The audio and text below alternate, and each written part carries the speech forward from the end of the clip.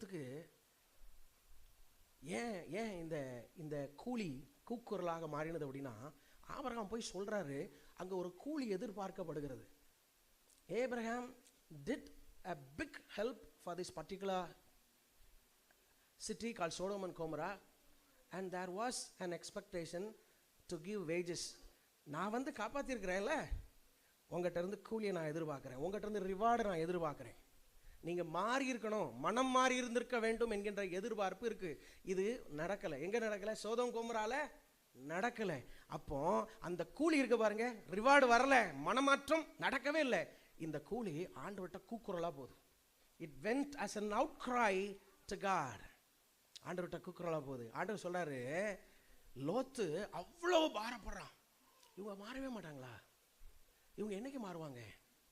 எங்க ஆபிரகாம் வந்து காப்பாத்தினாரே, இவங்க அன்னைக்கு அழிஞ்சு போய்